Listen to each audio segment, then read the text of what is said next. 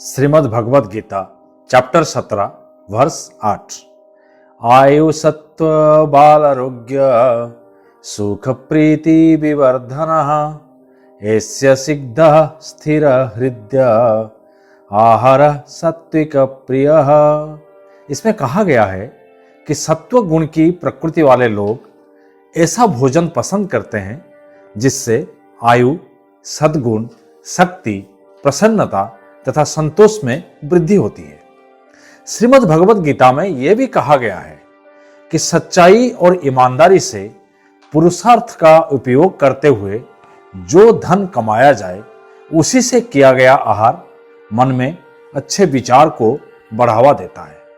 इसलिए कहा गया है कि जैसा आहार वैसा विचार। एक छोटी सी कहानी। एक बार एक साधु महात्मा गंगा किनारे बैठे हुए थे।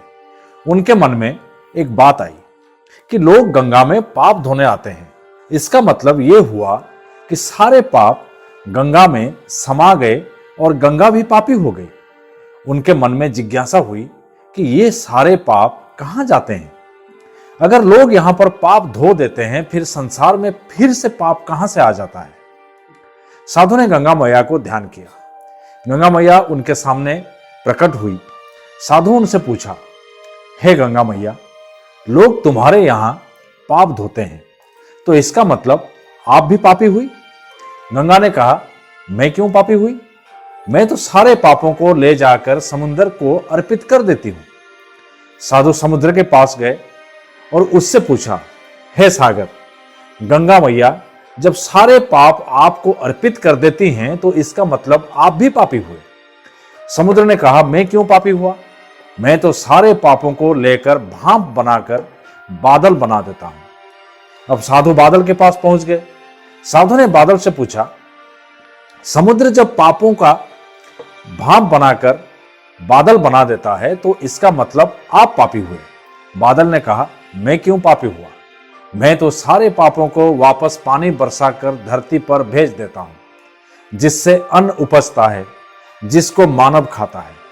उस अन्न में जो अन्न जिस मानसिक स्थिति से उगाया जाता है और जिस वृत्ति से प्राप्त किया जाता है, जिस मानसिक अवस्था में खाया जाता है, उसी अनुसार मानव की मानसिकता बनती है।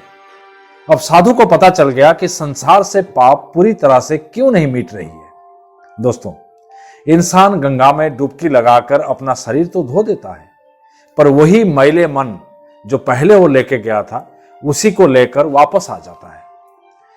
अन्न की कमाई शुद्ध तो अन्न शुद्ध, अन्न शुद्ध तो मन शुद्ध, मन शुद्ध तो विचार भी शुद्ध। इसीलिए सदैव भोजन शांत अवस्था में पूर्ण आग्रह के साथ करना चाहिए और कम से कम अन्न जिस धन से खरीदा जाए वो धन भी ईमानदारी से भरा हुआ श्रम का होना चाहिए। दोस्तों, जाते जाते हर बार की तरह इस बार भी मैं यही कहना चाहूंगा, आप जैसा कोई नहीं, आप किसी से कम नहीं। अगर खुद पर है भरोसा तो जरूर पूरी होगी मन की आशा। हर हफ्ते आप मेरे YouTube channel BK the story teller पर सुन सकते हैं नई नई कहानी। तब तक के लिए स्वस्थ रहें, मस्त रहें, मुस्कुराते रहें, हंसते रहें। धन्यवाद।